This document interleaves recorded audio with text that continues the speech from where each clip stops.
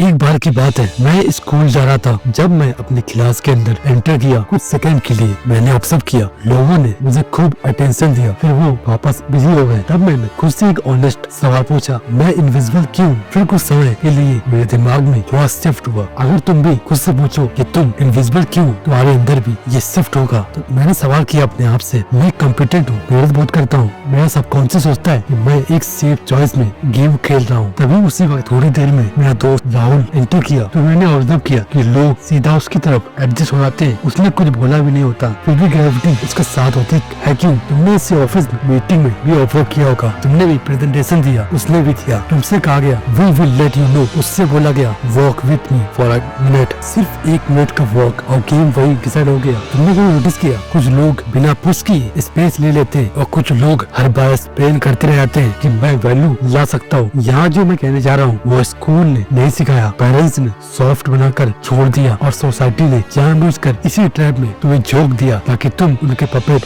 बन जाओ। अब ध्यान सुनो, दुनिया तुम्हारी नियत से गाइड नहीं होती, दुनिया तुम्हारी स्ट्रगल को रिवॉर्ड नहीं करती, दुनिया रिस्पॉन्स करती है प्रेजेंस पे, तुम्हारी पोजीशनिंग पे, तुम्हारी परसीव्ड वेट पे। इसलिए हर जगह 2 तरह के लोग होते हैं, जो रूम को मूव करते हैं और जो रूम के हिसाब से मूव होते हैं। एक साइड गेम डिजाइन करती है, दूसरे साइड एडजस्ट करते हैं। और सबसे डेंजरस बात, तुम्हें बचपन से एडजस्ट करना ही सिखाया गया। तुमने एक लाइन सुनी होगी, घर में एडजस्ट करना सीखो, एक दिन पता चलता है अब तुम्हारी कोई बात नेगोशिएट नहीं होती। मिल के रहो, ज्यादा दिक्कत हो रहा, काम सही होगा, उल्टे तो जाओगे। ये एडवाइस नहीं थी, ये कंडीशनिंग थी। और जो लोग इसी कंडीशनिंग में फंसे रहते हैं वो जिंदगी भर एक ही कंफ्यूजन में जीते रहते। मेरे साथ ही ये क्यों होता है? सच ये तुम्हें गेम दिखाया ही नहीं गया, पर एक बार जब तुम्हें मैकेनिज्म दिख जाता है तुम फिर से नॉर्मल रह नहीं पाते हो। एक वार्निंग जो आगे वाले वीडियो में तुम्हें थोड़ा अनसेफ बनाएगी, क्योंकि ये मोटिवेशन नहीं है, ये कॉन्फिडेंस बूस्ट नहीं है, ये ऑपरेटिंग मैनुअल है उस दुनिया का जहाँ डिसीजन क्वाइटली लिए जाते हैं, लोग सिलेक्ट होते हैं और बाकी लोग सिर्फ फीडबैक मांगते रहते हैं। अगर तुम सिर्फ सुनना चाहते हो अभी बंद कर दो, पर अगर तुम ये देखना चाहते हो कि लोग बिना बोले कैसे ऊपर चले जाते हैं, तो नेक्स्ट पार्ट में हम पहला इनविजिबल रूल तोड़ने जा रहे हैं। वो रूल ज्यादातर लोगों को एंट्री के मोमेंट पे तोड़ देते हैं और फिर पूरी जिंदगी एक्सप्लेन करते रहते हैं मैं डिजर्विंग हूँ।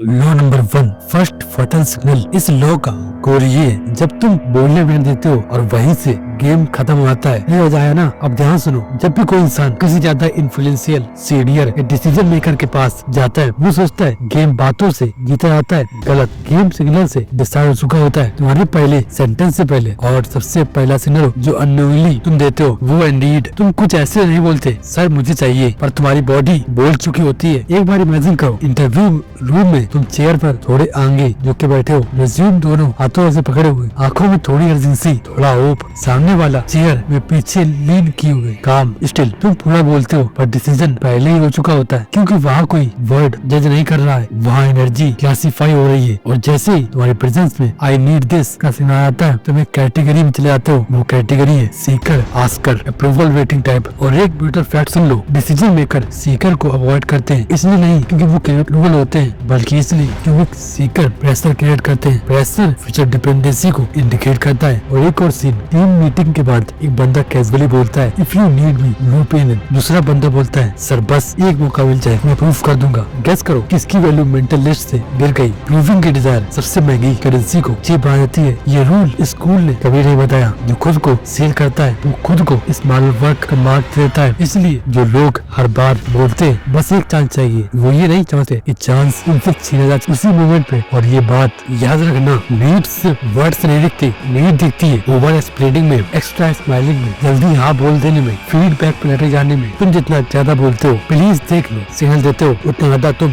बैकग्राउंड नॉइस बन जाते हो। यहाँ जो मैं कह रहा हूँ वो हार्श लग सकता है, पर रियल सिस्टम का प्रैक्टिस यही होता है। इस इंसान को बिना रिवॉर्ड के भी छोड़ सकते हो। अगर जवाब हाँ है तो गेम के बाहर हो। इसलिए रूल डेंजरस है, क्योंकि वो तुमसे वो चीज छीन लेगा जिसे तुम अभी तक सर्वाइव कर रहे थे। वैलिडेशन की भूख। नेक्स्ट पार्ट में हम वो एग्जैक्ट बिहेवियर शिफ्ट देखेंगे जो सीकर को ऑब्जर्वर से फॉर्म करता है और ऑब्जर्वर को इंसाइडर बना देता है।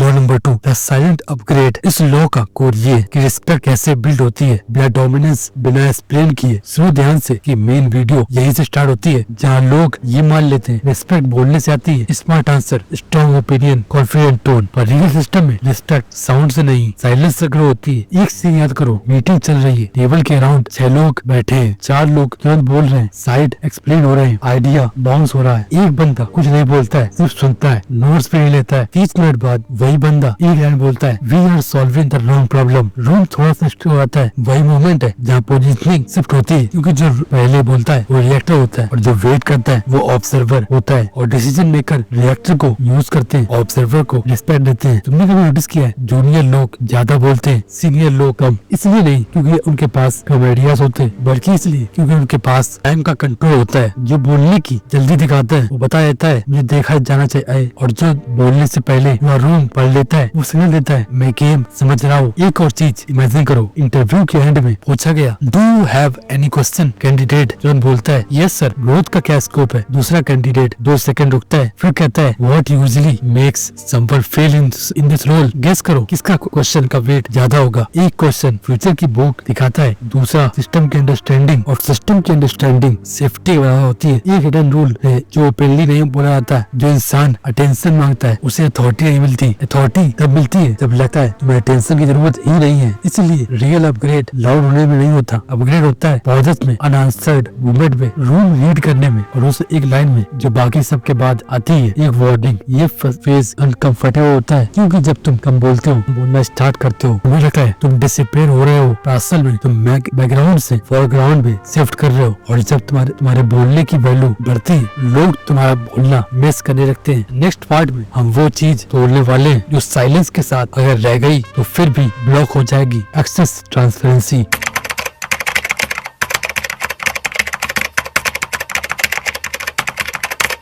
Number 3, the transparency trap. इस लॉ को ये तुमने सुना होगा, ट्रुथ लाउड होता है पर ज्यादा सच बोलना कैसे तुम्हारी सीलिंग लॉक कर देता है। इस लॉ में तुम समझोगे, अगर तुम समझ लेते हो तो ये तुम्हारी रियलिटी को डिस्टॉर्ट होने से बचा लेगा। तुम्हें बचपन से एक बात सिखाई गई थी, ऑनेस्ट रहो, ओपन रहो, दिल साफ रखो। सेफ रिलेशन के लिए ये एडवाइस ठीक है, पावर सिस्टम के लिए नहीं, क्योंकि पावर का सिस्टम ट्रुथ पे नहीं चलता, परसेप्शन पे चलता है। एक चीज इमेजिन करो, मैनेजर कैजुअली बोलता है हाउ इज एवरीथिंग गोइंग, तुम तुरंत बोल देते हो और सर थोड़ा ओवरवेल्म हो रहा है, वक्त जाता है, क्लैरिटी कम। मैनेजर नोट करता है, स्माइल करता है। उसी दिन के बाद क्रिटिकल प्रोजेक्ट तुमसे दूर होने लगते हैं। उसे तुम्हारी ऑनेस्टी को प्रैक्टिस नहीं किया, उसने तुम्हें प्रोटेक्ट कर लिया। इसे एक्सपेक्टेशन कम करके सिस्टम का अनसेट रूल सुन लो, जो अपनी कैपेसिटी एक्सपोज कर देता है, सिस्टम वही तक उसे यूज करता है। ज्यादा ट्रांसपेरेंसी तुम्हें ट्रस्टवर्दी नहीं बनाता, वो तो प्रेडिक्टेबल बना देता है, और प्रेडिक्टेबल लोग सेफ होते हैं पर रेयरली सिलेक्टेड। एक और मैक्रो एग्जांपल सुन लो, ग्रुप डिस्कशन में कोई वो कहता है टू बी ऑनेस्ट मुझे इस टॉपिक पे ज्यादा आइडिया नहीं है, सब समझने वाले होते हैं, सपोर्टिव भी, पर नेक्स्ट टाइम पे जब लीडरशिप रोल आता है उसका नाम लिस्ट में नहीं होता। क्यों? क्योंकि सिस्टम नोट नहीं करता, ये ऑनेस्ट है। सिस्टम नोट करता है, ये अनसर्टेनिटी ब्रॉडकास्ट करता है, और जहाँ अनसर्टेनिटी होती है वहाँ रिस्क एहसान नहीं किया जाता है। इसलिए लोग जो बोलते रहते हैं मैं तो फील करता हूँ वही बोल देता हूँ, वो ये नहीं देख पाते वो अपनी लिमिट भी अनाउंस कर रहे हैं। सबसे इम्पोर्टेंट डिस्टिंक्शन समझो, ऑनेस्टी एथिक्स है, transparency strategy. Ethics non negotiable होती है, स्ट्रेटजी सिचुएशनल होती है। तुम्हें झूठ बोलना नहीं सीखना, तुम्हें सिलेक्टिव विस्पर होना सीखना है। हर सच हर जगह हर टाइम बोलने के लिए नहीं होता। पावन के पास जाकर अपना लोड, डाउट, कंफ्यूजन अनलोड करना रिलीज देता है और स्टेटस कम करता है। इसलिए जो लोग ऊपर जाते हैं वो एक आर्ट प्रैक्टिस करते हैं, दे रिवील कैपेबिलिटी नॉट फ्रेजाइलिटी। फ्रेजाइलिटी दिखाना तुम्हें ह्यूमन बना देता है और कैपेबिलिटी दिखाना रिलायबल बनाता है। और सबसे इम्पोर्टेंट बात, ये सिस्टम रिलायबिलिटी पर वर्क करता है, सिंपैथी पर नहीं। नेक्स्ट पार्ट में हम उस चीज को तोड़ने वाले जो साइलेंस और मिस्ट्री के बाद भी तुम्हें स्टक रखती है, over availability.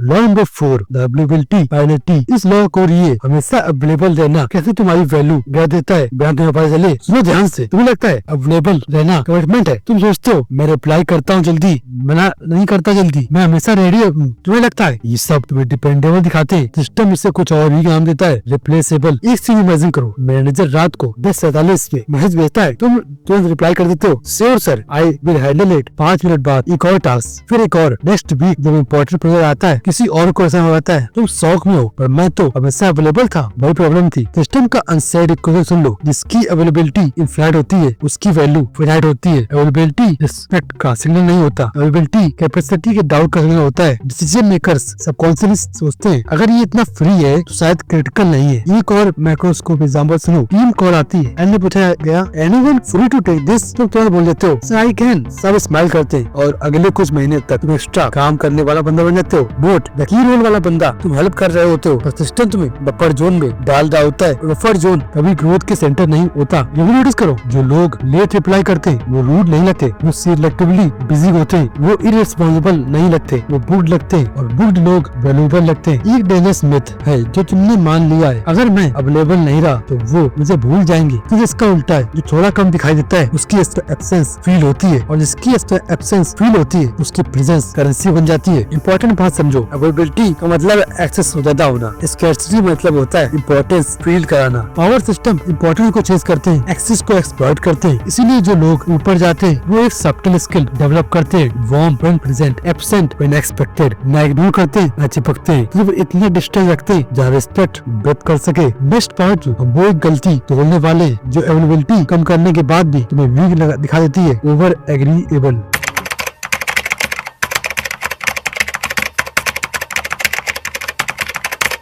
Law number 5, the agreement trap. इस लॉ को ये हर बात में हाँ बोलना कैसे तुम्हें हार्मलेस बनाता है, इम्पोर्टेंट नहीं। सुनो ध्यान से, तुम्हें लगता है एग्री करना सेफ्टी है, तुम सोचते हो अभी अपोज करूंगा तो नेगेटिव लगूंगा, पहले टेस्ट बन जाए तो बोलूंगा सीनियर है, उन्हें बेटर पता होगा। ये लॉजिक सुनने में अच्छा लगता है, सिस्टम इसे अलग एंगल्स देखता है, लैक ऑफ एज। एक सीन इमेजिन करो, टीम डिस्कशन में ये डिसीजन प्रपोज होता है, तुम्हें क्लियर दिखता है आइडिया फ्लॉड है, रिस्क है, टाइमलाइन अनरियलिस्टिक है, फिर तुम बोलते हो साउंड गुड टू मी। दो और लोग भी यहाँ बोल देते हैं, मीटिंग आगे बढ़ जाती है। मीटिंग के बाद डिसीजन मेकर अपने दिमाग में रोड कहा चुका होता है, ये लोग एग्जीक्यूशन के लिए ठीक है, थिंकिंग के लिए नहीं। तुमने कॉन्फ्लिक्ट अवॉइड किया पर तुमने अपनी डिस्टिंक्टिवनेस सैक्रिफाइस कर दी। सिस्टम का एक साइलेंट ट्रूथ सुन लो, जो हर बात पर हाँ बोलता है उसे इनपुट नहीं इंस्ट्रक्शन दिए जाते हैं। इंस्ट्रक्शन फॉलोअर्स के लिए होते हैं, इनपुट स्टेक होल्डर के लिए। एक और एग्जांपल सुनो, इंटरव्यू पढ़ना पूछता है how do you handle this agreement with senior. Candidate मुस्कुराते और बोलते हैं I usually align with them, experience का रिस्पेक्ट करता हूँ, sound polite also sound flat. को सुना दिया, मुझे डिसीजन पे स्टैंड लेने का कंफर्ट नहीं है, और बिना बोले सीली थ्रो आती है। इंपॉर्टेंट डिफरेंस समझो, अपोज करना एग्रेशन होना नहीं होता, डिसएग्री करना डिसरिस्पेक्टफुल नहीं होता, और डिसएग्रीमेंट ना करना। जब तुम एक क्लियर पिच देखती है ना, या तो तुम इंडिविजुअल बन जाते हो। ये हाई स्टेटस लोग वैसे सीखे हुए नहीं होते, पर उनकी भी एक चीज चाहिए होती है, फ्रिक्शन विद फिdelity। वो चाहिए कोई जो ब्लाइंड टेस्ट ना करे, ब्लाइंड एग्री ना करे, पर इंटेलिजेंटली पुश बैक करे। इसलिए जो लोग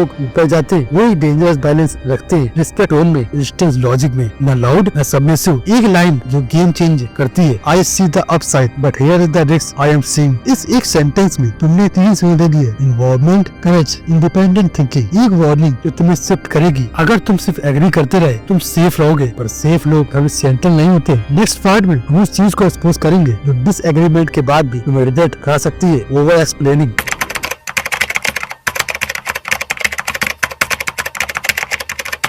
law number 6, the explaining weak. इस लॉ को ये ध्यान समझना कैसे तुम्हें अनश्योर दिखाता है, चाहे तुम सही ही क्यों ना हो। सुनो ध्यान से, तुम्हें लगता है ज्यादा एक्सप्लेन करना क्लैरिटी है। तुम सोचते हो अगर मैं रीजन बता दूंगा तो लोग समझ जाएंगे, डिटेल में बोलूंगा तो ट्रस्ट बढ़ेगा, लॉजिक दिखाऊंगा तो एग्री करेंगे। ये स्टूडेंट मूड थिंकिंग है। पावर सिस्टम में लॉजिक का वेट कम होता है, डिलीवरी का वेट ज्यादा। इसी इमेजिन करो, मीटिंग में तुम सजेशन देते हो, तुम तुरंत फॉलो अप का स्टार्ट कर देते हो, इसलिए ये आइडिया बेटर है, क्योंकि लास्ट प्रोजेक्ट में और भी डेटा ये कहता है। एक्चुअली अगर हम हिस्ट्री देखें तो तुम 40 सेकंड बोलते रहते हो, 20 में सामने वाला ना कर देता है, टॉपिक से करवाता है, तुम कंफ्यूज होते हो, और मैंने तो जस्टिफाई किया था, वही गलती थी। सिस्टम का एक ब्रूटल रूल है, सुन लो ध्यान से, जो अपनी बात को ओवर डिफेंड करता है वो अपनी बात को ऑफिसर बना देता है। ओवर एक्सप्लेनिंग का मतलब होता है मुझे डर है, तुम रिएक्ट कर दोगे, और जहाँ डर सिग्नल होता है वहाँ अथॉरिटी ऑपरेट हो जाती है। एक और डेंजरस एग्जांपल समझो, इंटरव्यू में पूछा गया why should we hire you, candidate 90 second का जवाब देता है कंप्लीट जर्नी, स्ट्रगल, कॉन्टेक्स्ट। दूसरा कैंडिडेट सिर्फ बोलता है because because I reduce ambiguity in his execution. Guess करो कौन सा लाइन रूम में रह जाता है, क्लैरिटी शॉर्ट होती है, कॉन्फिडेंस कम्पैक्ट होता है, जो आता है एक्सप्लेन करता है, उसने देता है प्लीज अंडरस्टैंड मी, जो सिर्फ स्टेट करता है, उसने देता है यू कैन टेस्ट मी, और सिस्टम टेस्ट करने वाले लोगों पर बेट करता है, समझने वालों पर नहीं। ये भी ध्यान रखो, हाई पोजीशन लोग अपनी बात डिफेंड नहीं करते, वो पॉज देते हैं, और पॉज बोलता है अगर तुम्हें डाउट है तो तुम पूछ सकते हो, और जो पूछ रहता है ना उसका जवाब फौरन रखता है, जो फ्री में दिया जाता है वो चीप रहता है। एक इम्पोर्टेंट बात शायद तुम्हें कोई ना बताए, एक्सप्लेनेशन डिमांड पे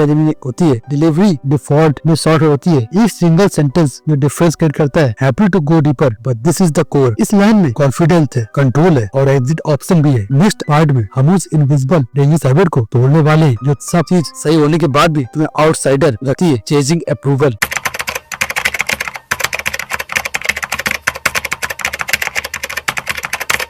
law number 7, the approval bleed. इस लॉ को ये तुम चाहते हो पसंद किया जाना चाहिए और वही तुम्हारा लेवल्स खत्म कर देता है। सुनो ध्यान से क्योंकि ये बात बहुत ज्यादा इंपॉर्टेंट है। अप्रूवल लाउड चीज नहीं होती, वो चिपक के नहीं दिखती। अप्रूवल लीक होती है टोन में, टाइमिंग में, बॉडी में। तुम ये नहीं बोलते हो मुझे पसंद करो और तुम्हारा बिहेवियर बोल चुका होता है। एक मैक्रो सीन इमेजिन करो, सीनियर कैजुअली कोई जो बोलता है तुम हंसते हो, थोड़ा ज्यादा थोड़ा जल्दी। ये डिसीजन अनाउंस होता है, तुम तुरंत नोट कर देते हो। मीटिंग खत्म होती है, तुम थोड़ा रुक के बोलते हो बॉस दैट ओके। ये छोटी छोटी चीजें एक साइलेंट मैसेज भेजती है, तुम मुझे एक्सेप्ट करो। और जैसे ही मैसेज रजिस्टर होता है, डायनेमिक स्ट्रिक्ट हो जाता है। सिस्टम का एक रूट सुन लो, क्योंकि ये हर कोई यूज करता है साइलेंटली। जो एक्सेप्टेंस चाह रहा होता है उसे अथॉरिटी नहीं दी जाती, अथॉरिटी नहीं मिलती है जो एक्सेप्टेंस से पहले कंप्लीट लगते हैं। एक और सीन इमेजिन करो, इंटरव्यू का एंड में बोला जाता है I am really excited about this opportunity. गलत नहीं है, पर जब टोन में हो I hoped I did well, सीरी लॉक हो जाती है, एक्साइटमेंट स्ट्रॉन्ग होता है, एक्सपेक्टेशन वीक होती है। यहाँ एक कंफ्यूजिंग चीज भी है, लोग मिस कर देते हैं। लाइकेबिलिटी रिस्ट्रेट नहीं होता है, लाइकेबिलिटी शॉर्ट टर्म एक्सेस दिलाती है, रिस्पेक्ट लॉन्ग टर्म पोजीशन दिलाती है। और जो लोग हर वक्त लाइकेबल रहना चाहते हैं वो अननोइंगली एक सिग्नल देते हैं मैं तुम्हारे रिएक्शन पे डिपेंडेंट हूँ। और डिपेंडेंस कभी पावर इक्वेशन में ऊपर नहीं होता। नोटिस करो हाई स्टेटस लोग फीडबैक के लिए फिक्स नहीं करते, अप्रूवल के लिए पॉज ले लेते, रिएक्शन के हिसाब से शेयर नहीं बदलते। वो जो होते हैं वही रहते हैं चाहे सामने कोई भी हो। और वेट अप ना सुनो, ये यही कंसिस्टेंसी लोगों को अट्रैक्ट करती है। एक ट्रुथ जो तुम्हें इस चैनल पे ही मिलेगा, अप्रूवल चेस करना सिर्फ इनसिक्योरिटी का साइन नहीं है, वो नेगोशिएशन का एंड होता है। इस मूवमेंट पे तुम चाहते हो प्लीज लाइक मी, उस मूवमेंट पे तुम कह देते हो मुझे तुमसे थोड़ा नीचे फील होता है, और हायरार्की अभी से रहती है। इसलिए जो लोग रियल लेवल रखते हैं वो एक इंटरनल शिफ्ट कर चुके होते हैं। मुझे तुम्हारी हाँ की जरूरत नहीं है, मुझे अपनी क्लैरिटी की जरूरत है। नेक्स्ट पार्ट में तुम फायर से पहले लास्ट लॉक तोड़ने वाले डिपेंडेंस, वो इनविजिबल चेन जो तुम्हें इवन रिस्पेक्टेड होने के बाद भी फ्री नहीं होने देती।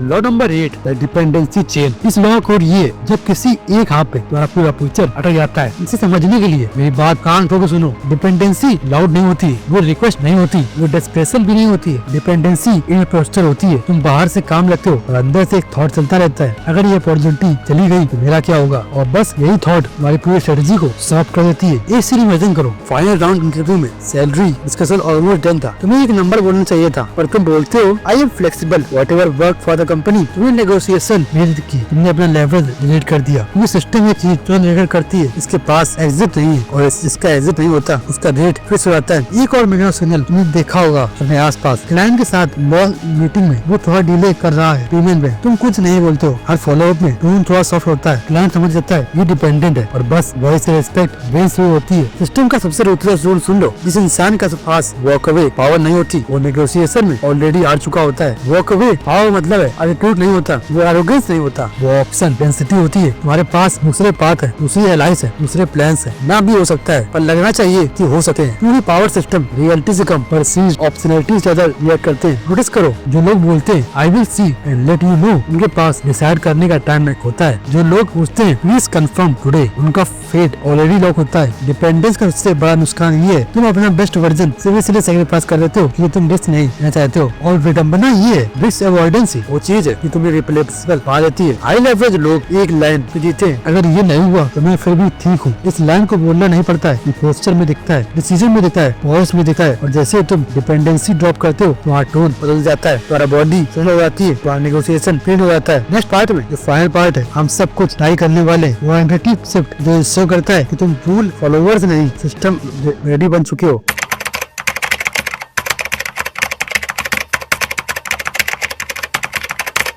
Law number 9। इस लॉ को ये जहाँ तुम रूल फॉलो नहीं करते तुम रूल बेस्ड लगते हो। सुनो ध्यान से, मैं जानता हूँ most of the people focus यहाँ तक ही रुका ही नहीं सकते, इसलिए तुम यूनिक हो। मैं गारंटी किया क्योंकि इस रूल का मतलब बड़े कोर्स में सैंडली एक्सप्लेन किया जाता है। अगर तुमने यहाँ तक सुना है तो तुम ऑलरेडी नोटिस कर चुके हो कि जनरली स्किल की नहीं है, ये सीनियर की थी। तुमने कोई नया टैलेंट नहीं सीखा, तुमने कोई मैजिकल सेंटेंस याद नहीं किया, तुमने सिर्फ मुझे हटाई है तो तुम्हें वैल्यू को क्वाइटली लीक कर रही थी। जैसे ऐसे ये गई नीड अवेलेबिलिटी ओवर वाली, over explaining approval anger dependency, तुम्हारा पोस्चर बदल जाता है। पोस्चर बदलने का मतलब होता है तो बिना बोले डिफरेंट ट्रीट करते हो। Let me the paint final picture, same office same role same skill. और अब जब मीटिंग होती है लोग तुम्हारी तरफ देखते हैं बिना तुम्हें सिग्नल दिए, तुमको नहीं क्लेम करते, तुमको प्रूव नहीं करते, फिर तुम्हारा ओपिनियन एंकर बन जाता है। तुमने डॉमिनेंस दिखाया नहीं है, तुमने एग्रेसिव नहीं दिखाया, तुमने सिर्फ ये दिखाया मैं यहाँ हूँ बिना तुम्हारी यहाँ के। और यही मूवमेंट होता है जहाँ सिस्टम डिसाइड करता है इस इंसान के अराउंड डिसीजन सेफ है। पावर एक्चुअली यही काम करती है, not through fear, not through charge, but through predictable काम। ये फाइनल रूल सब कुछ तय करता है। रिस्पेक्ट उन्हें मिलती है जो रिएक्शन के लिए अवेलेबल नहीं होते। रिएक्शन मांगना नीचे रखता है, रिएक्शन वेट करना ऊपर रखता है। इसलिए जो तुम्हें ये सीखा है एंड ये नहीं है कि तुम्हें डोमिनेट बनो, एंड ये तुम अननेसेसरी नहीं लगते। और अननेसेसरी न लगना सबसे अंडररेटेड लेवरेज है। तुम अब आप बोलने से पहले उठते हो, बोलने से पहले सुनते हो, एक्सप्लेन सिर्फ पूछे जाने पर करते हो और लीव कर सकते हो बिना ईगो के। ये सब मिलकर एक ऑरा बन जाता है। लोग इसे कॉन्फिडेंस कहेंगे और कोई इसे मैच्योरिटी बोलेगा, कोई इसे लक बोलेगा, पर तुम जानते हो ये डिजाइन था। ये चीज याद रखना, तुम हर जगह रिस्पेक्ट नहीं गेन कर सकते, पर जहाँ मिलेगी वो एक्सीडेंटल नहीं होगा। और सबसे इम्पोर्टेंट बात, तुम अब सीख नहीं रहे हो, तुम डीकंडीशन हो चुके हो। जो डीकंडीशन होता है ना वो सिस्टम का वर्क नहीं रहता, वो सिस्टम के लिए रेफरेंस पॉइंट बन जाता है। जहाँ सबके लिए नहीं है, यहाँ मोटिवेशन नहीं मिलता, यहाँ वैलिडेशन भी नहीं मिलता। अगर तुम सिर्फ फील गुड देखने आए हो तो अभी विजिट कर सकते हो, और पर अगर तुम उन लोगों में आना चाहते हो जो बिना बोले रुक के जाते हैं तो इस चैनल सब्सक्राइब करो। इस सिस्टम के अंदर मूव करना सीख रहे हैं। सब्सक्राइब तभी करना जब तुम्हें लगे कि आई एम बिकमिंग बेस्ट। वो तुम्हें ज्यादा कंफर्टेबल नहीं बनाएगा, वो तुम्हें रिप्लेस होना मुश्किल बना देगा। और अगर तुम एट द एंड दोबारा मिले, सब्सक्राइब करो। तब तक स्टे डोमिनेंट।